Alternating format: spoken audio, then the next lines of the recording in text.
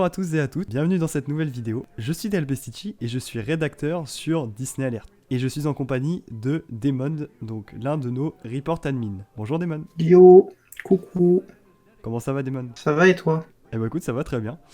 Alors aujourd'hui, donc on va vous tout simplement cette vidéo, on va donc vous partager donc deux livres. Alors, ce sera pas totalement des livres entiers. En fait, tout simplement, déjà, on voulait énormément remercier donc la maison d'édition Hachette qui nous a tout simplement proposé d'étudier donc deux de leurs prochains livres, donc du Disney. Alors, donc tout simplement, ces livres donc vont être en donc nous on a reçu les 3 premiers chapitres, je crois, Ouais, sur tout le c'est livre. ça. Ok. Alors du coup, nous, donc on a reçu les 3 premiers chapitres de ces livres. Et donc on va, avec Damon, on va vous les présenter. En tout cas, on va vous présenter, donc on va vous faire un court résumé, enfin on va vous faire un résumé déjà des 3 premiers chapitres donc, de ces deux livres. Et donc ensuite on va faire donc par exemple les théories qu'on a sur la suite de l'histoire qui va pouvoir se passer. D'ailleurs les livres seront tout simplement disponibles dès maintenant, donc dès que vous regardez cette vidéo actuellement, les livres sont disponibles, car ils sont sortis donc le 12 mai. Alors donc tout d'abord nous avons donc ces deux livres donc sont donc City of Villains et Rose Rebelle. Donc on va commencer tout de suite d'ailleurs. Alors, du coup, comme Stitchy vous l'a dit, on va faire un court résumé déjà pour commencer sur cette première partie sur le livre de City of Villains. Alors, globalement, c'est quoi City of Villains? C'est plus comme un livre pour jeunes adultes qui, en fait, suit les traces d'une jeune fille en stage dans les forces de l'ordre et qui va devoir du coup résoudre certaines énigmes donc par rapport à certains personnages Disney. On vous laissera découvrir tout ça, mais c'est plutôt sympa. Il y a pas mal de personnages Disney comme ça. On les reconnaît pas forcément dès le début, mais vous comprendrez plus tard que au final c'est bien tel et tel personnage qui ont certes un nom plus moderne parce que ça se situe dans un monde très moderne. Voilà. Donc, pour commencer, on va te demander, Stitchy, comment tu as trouvé ce livre? Alors effectivement, donc le livre, bah écoute, j'ai énormément aimé le livre parce que déjà des fois je suis pas très lecteur et j'ai du mal des fois à accrocher un livre. Mais celui-là est vraiment assez impressionnant parce qu'effectivement le fait que ce soit un peu dans le monde dans le monde du judiciaire, surtout avec Disney, je trouve que ça a été assez intéressant de voir ça. Et effectivement, bon, ce sera pas un livre à mon avis très recommandé aux plus jeunes parce que c'est quand même assez moral et il Et il y y a aura des quand même. passages assez violents Ouais, et ouais, très moraux sur la perte de parents, sur pas mal de choses. On vous laissera découvrir tout ça, mais effectivement, c'est assez lourd, donc à ne surtout pas faire lire aux plus petits d'entre eux. ouais, c'est ça. Et d'ailleurs, j'aime bien la manière comment les personnages sont introduits parce que c'est un peu un inversement, je trouve, de côté. Ouais, Je tout sais pas à ce que fait. t'en penses. On passe vraiment d'un côté très vilain en fait. On est avec l'héroïne qui est au final qui côtoie en fait les vilains dès le premier chapitre au final. Et c'est très intéressant effectivement par la façon dont c'est mené. On dirait en fait un peu Once Upon a Time. Je Ouais. sais pas si tu as déjà vu la série ABC. Non, pas trop. Non, non, je l'ai pas du tout vu. Ouais. Où en gros, c'est Emma, il me semble, le personnage principal, qui, pareil, arrive dans une petite ville et au final, elle va devoir enquêter sur plusieurs mystères de cette ville et elle va se rendre compte qu'au final, la plupart des personnages descendent d'un livre qu'a son fils, en fait. Et c'est des personnages qui viennent de différents contes Disney. Ouais, ça a l'air sympa. Voilà, donc ça m'a fait beaucoup penser à ça et ça m'a fait penser à la façon dont ça menait aussi à Descendants. Ah oui, Le oui, toi fait aussi qu'on t'as est tout trouvé. de suite sur les méchants Ouais. comme ça, effectivement, ça m'a fait beaucoup penser à ça. Et puis ce côté très moderne à la Ouais, c'est fois. ça. Ouais, bah tu vois, bah écoute, tu vois, je m'attendais direct à que ce soit un peu relié à du descendant. Parce que clairement, je me suis dit, City of Villains, ça me fait un peu penser à l'île de l'oubli et tout. Enfin, je me suis dit, à mon avis, il va y avoir, pas un lien direct, mais tu vois, une ressemblance aux 3 films, donc à la saga des 3 films descendants. Ouais, c'est ça. Clairement, oui, en effet, on avait ce pressentiment-là au début, et au final, c'est vrai que ça fait beaucoup penser, tout en étant très éloigné au final. Et quand t'as pas l'impression d'avoir ces personnages Disney-là, t'as l'impression de lire vraiment un vrai livre d'enquête. Et c'est ça, je pense, qui fait un peu cette force. C'est le fait qu'il peut très vite s'oublier au niveau des personnages Disney. En fait, il peut très bien avoir son propre thème sans forcément toucher à du Disney. Et il a quand même une très bonne force sans ce côté Disney. Je sais pas ce que tu en penses. Ouais, bah c'est tout à fait ça en vrai. Et bah je trouve que c'est pas si mal. Tu vois, ça permet. Bah je trouve qu'ils ont, ils sont sortis un peu de leur terrain de confort Disney. Et ils ont proposé une autre dimension, une autre vision des. Enfin, pour l'auditeur, pour le lecteur, je veux dire, des vilains Disney en fait. Yep. Et c'est vraiment tout intéressant parce on a tout à fait un autre point de vue en fait des vilains en fait. Et c'est cool, je trouve. Ça permet C'est ça ça. permet de renforcer la personnalité des personnages en fait. Puis surtout, je pense que ça joue énormément aussi sur le fait que on est dans un monde clairement où la magie n'existe plus. Donc ça rentre vraiment encore plus dans le côté un peu réel de la chose. En ayant par exemple des clans, en ayant enfin des diverses disputes et tout ça entre différentes parties. C'est, je pense, l'un des thèmes principaux, c'est vraiment cette dispute entre deux clans, entre les clans des héritiers et les enclavés. D'ailleurs, on a plusieurs petites remarques qui surviennent au bout de l'histoire, hein, et on apprend que certains personnages font partie en fait de certaines catégories de clans. Donc voilà, sinon on va passer un peu au niveau des théories, maintenant qu'on a expliqué en quoi on avait aimé ce livre. Honnêtement, on est sur la fin où le personnage principal, donc attention, ça va spoil, donc n'hésitez pas À à partir à ce passer moment, ouais. cette partie. Mais en gros, le personnage principal, Marie-Elisabeth Hart, qui du coup est à la poursuite de la disparition, enfin de Maléfique au final. Et donc du coup, on a son père qui vient à l'agence et qui demande de la retrouver. Honnêtement, je pense que on va effectivement finir par la retrouver. Après, je pense que c'est ce qui va se passer plutôt, ça va être clairement cette dispute entre ces deux clans.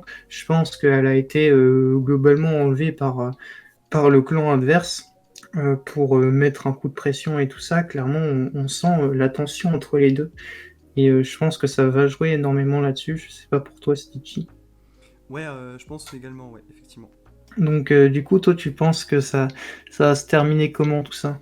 Bah, à mon avis, je pense qu'à mon avis, ça va être un bon gros final, à mon avis. Effectivement, parce que vu comme on voit, ouais, je t'avoue que je sais pas trop comment ça peut se finir. Je t'avoue que je suis un peu dans le flou vu qu'on a que les premiers chapitres, donc on sait pas trop comment ça va se passer et tout vers la fin. Donc pour l'instant, je t'avoue que bah, je m'attends quand même quelque Ouais, chose on est d'assez dans, énorme. dans... Mais Ouais, je pense qu'à mon avis, on va avoir un bon gros à la fin du livre. Ça va être quand même une fin d'histoire quand même assez dure à mon avis.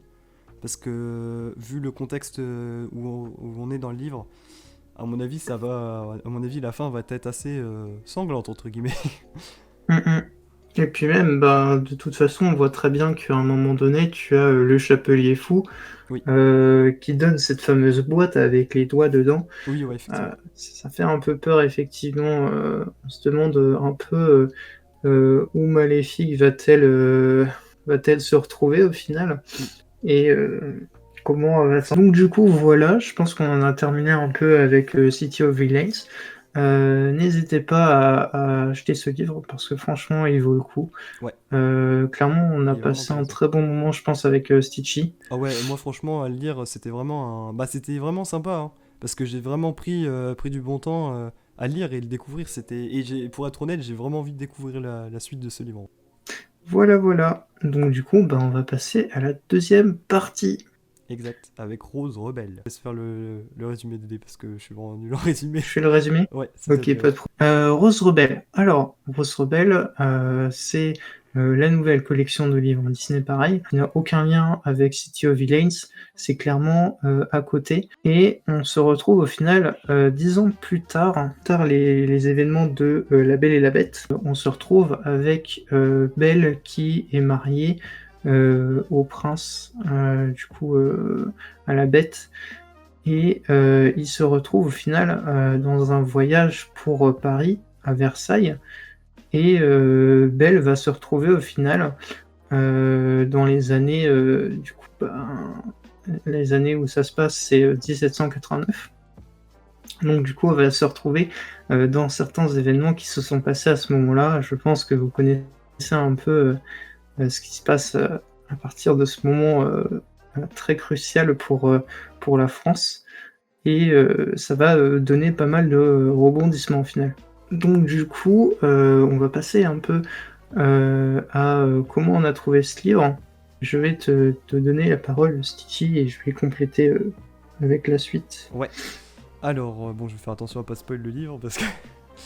Mais en soi, le livre, ouais, et bah écoute, le livre est vraiment.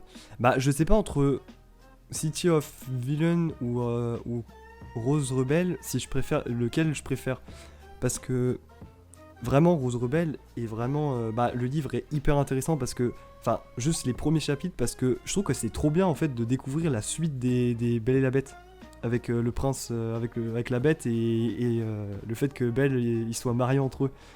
Donc, et je trouve, bon, quand on va venir un peu à la partie un peu spoiler du livre, enfin des premiers chapitres en tout cas, je trouve que c'est hyper intriguant en fait. Et je trouve que bah du coup ça limite en fait ça rajoute du contexte peut-être à des choses qu'on comprend pas trop dans le film en fait, non?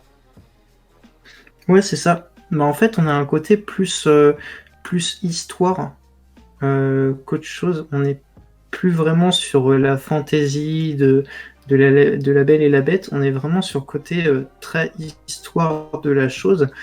Et on a vraiment pas mal de références, hein, que ce soit avec Versailles, que ce soit avec des noms très connus. Hein, on développera ça dans la partie spoiler.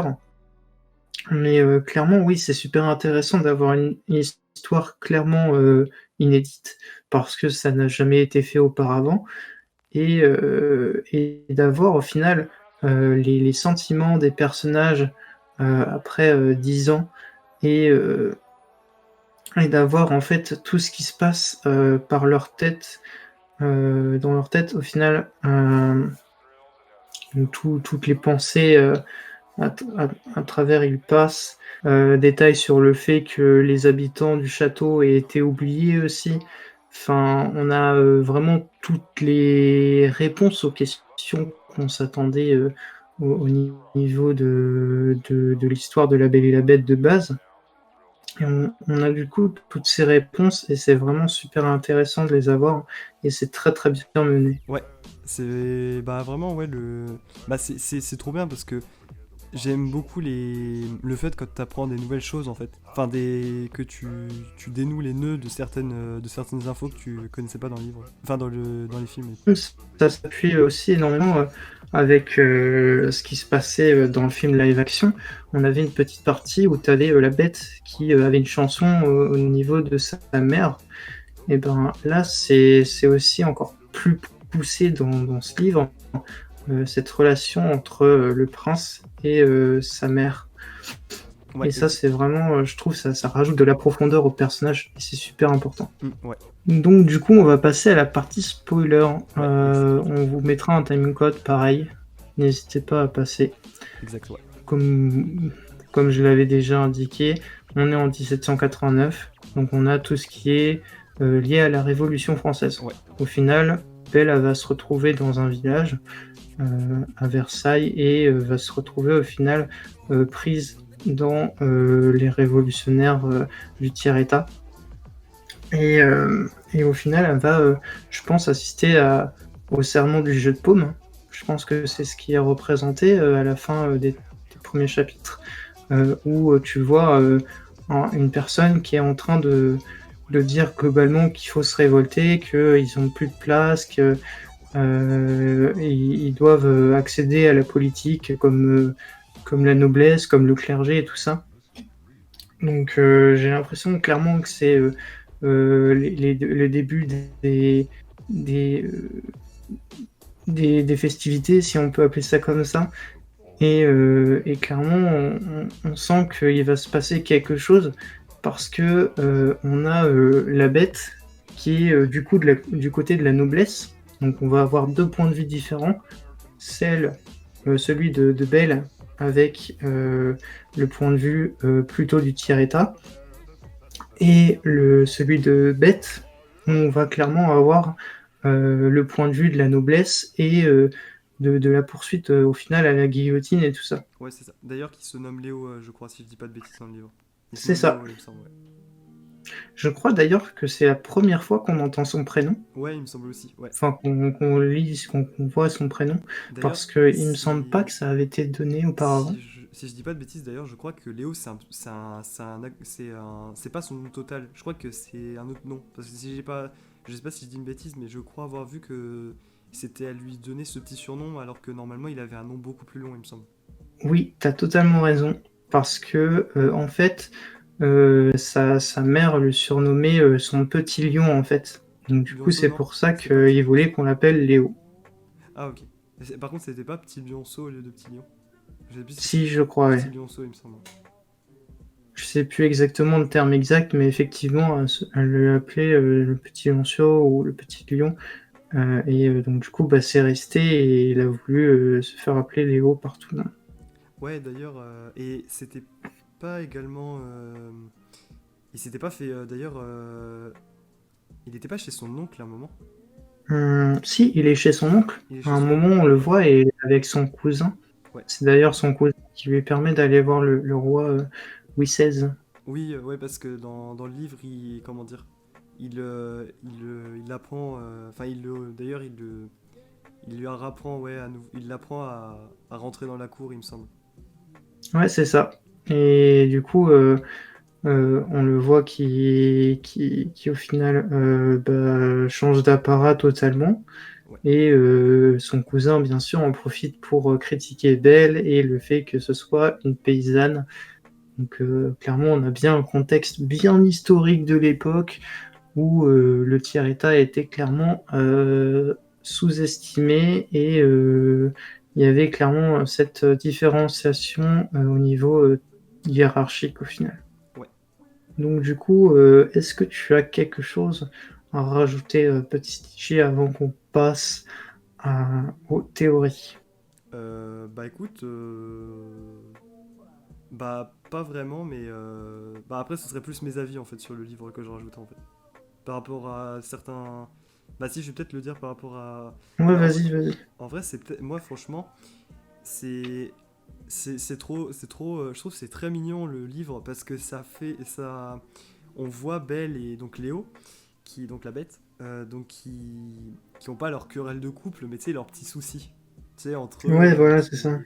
Je trouve ça trop mignon en fait de voir en plus ce côté-là quotidien, tu vois, dans la vie d'un quotidien comme un couple dans la vraie vie en fait, tu vois, mais cette fois-ci Hum, avec hum. Belle et donc la bête.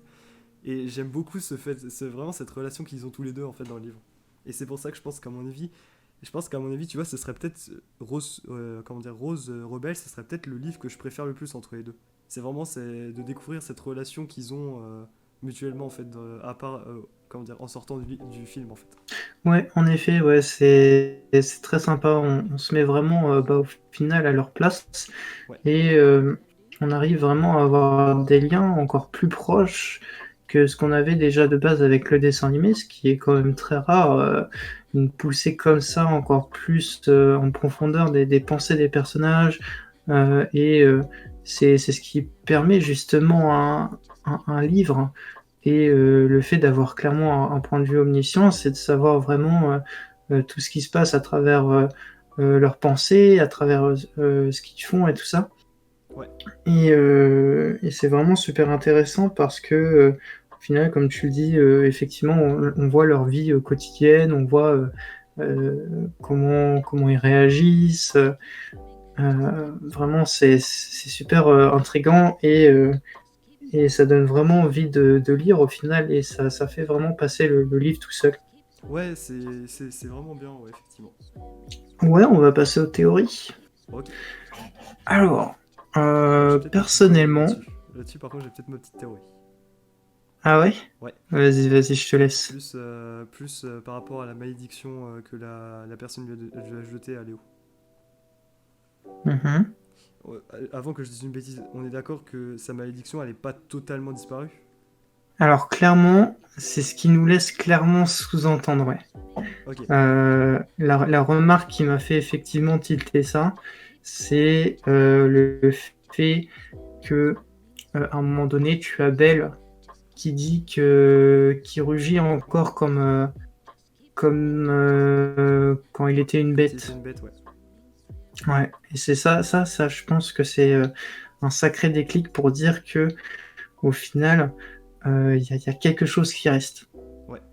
Bah en vrai, ce qui serait bien, c'est que, bah en soi, ce serait que cette malédiction qui le rend malade, en vrai, du coup, ça le rend malade. En fait,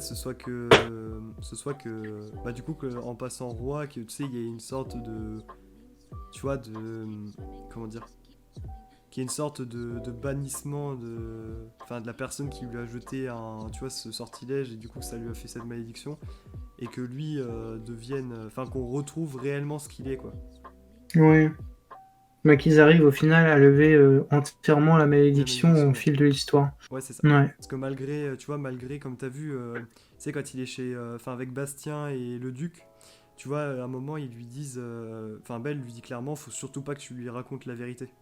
Tu vois, par rapport à la Mhm. malédiction, etc. Du coup, c'est pour ça que ce qui serait bien, c'est que cette malédiction, au final, que les persos, elles soient, au fil de l'histoire, tu vois, elles soient amenées progressivement et que du coup au final cette malédiction soit détruite au moment où il va voir le roi et que le roi après je sais pas ce qu'il devient. Ouais, qui regagne son statut d'antan. Ouais, c'est ça. Euh, et qu'au final, ces années dans l'oubli arrivent à se faire savoir au final, Ouais, euh, arrivent à trouver une solution et qu'on arrive à du coup avoir tout le monde qui prend conscience que de ce qui s'est passé. Euh, Après, ça pourrait être effectivement assez intéressant de ce côté-là, mais je t'avoue que je pensais surtout à un côté très, très histoire de la chose, parce que clairement, du début des premiers chapitres, on sent clairement qu'il y a ce côté très, très, très histoire, hein. Et je sens qu'il va y avoir pas mal de choses qui vont se dérouler, et j'ai très hâte de voir quand on va avoir, par exemple, des gros événements comme la prise de la Bastille, comme tout ça, comme le fait que Louis XVI va se faire guillotiner, qu'il y ait plusieurs nobles qui passent à la trappe aussi. Je sens que ça va être un truc assez intéressant, et Belle qui va être côté plutôt du tiers-état. Je sais pas comment va réagir Léo au final, s'il va plutôt se mettre du côté de Belle ou si plutôt il va garder ce côté très noble, parce que du coup ben, ça pourrait au final détruire un peu leur relation. ouais, Mais je sens qu'il va y avoir pas mal de choses qui vont se passer et ça va être très très intéressant. Je ouais. sais pas s'il va y avoir plusieurs volumes honnêtement. Je Oh, pense si, qu'en si. un seul volume ça Ouais, à devrait être mon avis bon, je pense que mais ça je devrait sais le pas. faire à mon avis. Mais ouais, City of en Villain, je vrai, sais qu'il y en a plusieurs. ouais, oui, ouais, à mon avis, bah en plus ouais, pour City of Villain ça va être vraiment un bon, à mon avis il va y avoir une bonne exploitation, il va y avoir plein de choses à raconter à mon avis dans cette histoire. Surtout Mm, que en soi c'est, comme Rose Rebelle, mais en soi comment dire, City of Villain, il se base de rien. Enfin, il se base pas, par exemple, tu vois, avec la suite, par exemple, pour Rose Rebelle de La c'est Belle et la ça. Bête. Alors que, ouais, voilà, du coup, City of Villain, là, du coup, c'est complètement quelque chose d'inspiré directement dans le livre. Il n'y a rien du tout Mais en fait, d'univers autour qui permet de leur faire une trame de la suite, ouais. ouais, c'est ça. Et surtout, c'est des énigmes. Ouais, en plus, ouais. Donc, vu que ce sont des Ça peut entraîner, ça peut... énigmes, t'en as tout le temps. Ouais, c'est ça, du coup, Tu peux toujours trouver des trucs différents. ouais, c'est ça qui est vraiment bien avec le livre, c'est que bah, il va y avoir tellement de rebondissements, etc. sur certaines choses et tout, sur des découvertes qu'on va avoir et tout. Donc du coup, est-ce que tu as des théories autres pour Rose Rebelle ou ce Non, que tu écoute, voulais dire dessus? bah écoute, sur les deux livres, donc les deux livres sont vraiment très très intéressants. Surtout que bah, c'est vraiment cool, je trouve que Disney réalise des livres vraiment comme ça, de collection. Bah en fait, ouais, tout simplement qui crée des livres comme ça, par exemple pour plus, tu vois, en racontant la suite d'une histoire, mais vraiment en l'interprétant plus. Bah vraiment, ouais, qui crée une histoire via une suite l'un des films. Et vraiment aussi quelque chose qui est ce qui est génial et que vraiment, que c'est comme s'il réalisait un film dans un livre, c'est vraiment City of Villain. C'est trop bien, c'est comme s'il créait un descendant, mais dans un livre. Et ça, c'est génial, enfin, c'est trop bien, vraiment, je trouve ça vraiment chouette que Disney fasse des livres comme ça. Surtout que c'est vraiment deux histoires complètement différentes, parce que l'un est une histoire complètement inventée, et l'autre est enfin, les deux sont des histoires complètement inventées, mais l'une, comme j'ai dit avant, c'est une histoire. Donc pour City of Villains, c'est vraiment une histoire complètement inventée par eux-mêmes, donc ils peuvent pas se baser sur une trame d'un film. Et alors que Rose Rebelle, ils peuvent, mais du coup ils vont pouvoir raconter une histoire grâce donc à la trame donc de La Belle et la Bête. Et vraiment les deux sont vraiment, bah c'est vraiment, bah en tout cas moi j'adore les deux. Je trouve que l'idée sont vraiment cool et encore on a vu que les premiers chapitres, donc pour vous dire qu'on est déjà, enfin que je suis, en tout cas je pense qu'à mon idée des modes aussi. Mais je trouve que vraiment, déjà, juste les premiers chapitres, ça hype de ouf à découvrir la suite, quoi. Yep, tout à fait. Euh, D'ailleurs, du coup, on va conclure au final. Vraiment, clairement, merci beaucoup Hachette et Rose Ouais, pour vraiment. nous avoir proposé tout ça. Ouais, franchement, Euh, on pensait vraiment pas. Enfin, franchement, c'est tellement gentil à vous parce que. Bah, c'est tout bête, mais c'est quand même. Comment dire? Bah, c'est dingue quand même de recevoir des livres, enfin, des débuts de livres en avance parce que c'est pas tout le monde qui a cette chance d'avoir. Bah, qu'une maison d'édition quand même assez populaire comme Hachette nous contacte et pour nous montrer leur future création. Donc c'est vraiment sympa, vraiment merci beaucoup Hachette en tout cas. yep, merci beaucoup à vous. Euh, du coup, on rappelle que les deux livres sont dispo le jour où la vidéo sort, donc n'hésitez pas à acheter tout ça. Euh, à faire votre propre avis sur le livre. Je pense que c'est toujours mieux d'avoir vraiment son propre avis sur le livre et de savoir vraiment si on a aimé ou pas. Mais ouais, on vous conseille vraiment ces deux livres qui sont vraiment très très sympas. Et d'ailleurs, il y aura un petit concours sur la page Twitter. Donc n'hésitez pas à RT et à suivre la page Twitter de Disney Alert, Exact. car vous pourrez du coup remporter L'un livres des de livres, votre ouais, choix. exact. Donc, Voilà, donc donc je te laisse conclure ouais, Stitchy. ouais, ça marche. Donc nous vous remercions de nous avoir écoutés. Nous espérons que la vidéo vous a plu. Donc comme l'a dit Dédé, n'hésitez... Damon, pardon, excuse-moi. Donc T'inquiète, t'inquiète. ouais. Donc n'hésitez pas donc en commentaire donc à nous dire dès que vous aurez lu les livres, n'hésitez pas à nous dire ce que vous pensez du livre effectivement comme Damon a dit. Donc nous donner votre avis sur les livres, etc. Et vraiment encore un énorme merci à Hachette vraiment pour cette superbe aventure en tout cas. Et donc on vous retrouve très bientôt donc sur Disney Alert. Donc surtout n'hésitez pas à nous suivre sur nos réseaux sociaux donc Instagram, Twitter, à aussi nous suivre sur sur notre chaîne YouTube actuellement et également sur notre Twitch parce qu'on fait comme vous le savez on fait des live Twitch par exemple on en fera par exemple sur les futurs par exemple peut-être les D23 Expo, voilà les D23 Yep. les D23 Expo ou plein d'autres exclusivités Disney ou alors ça peut être très bien aussi d'autres univers comme Marvel etc qui font des jeux ou etc. Donc n'hésitez pas d'ailleurs à mettre un pouce bleu sous cette vidéo pour nous faire savoir si la vidéo vous a plu. Et n'hésitez pas à mettre un commentaire, bien évidemment comme je l'ai dit, en mettant votre avis sur le livre si vous voulez. Et en nous disant ce que vous ressentez sur la chaîne, ce que vous pensez, ce qu'on pourrait améliorer. Votre avis sera que bénéfique, pardon, pour l'évolution de Disney Alert. Et n'hésitez pas bien évidemment à vous abonner et à activer la cloche pour ne pas rater nos vidéos. A bientôt tout le monde. À bientôt.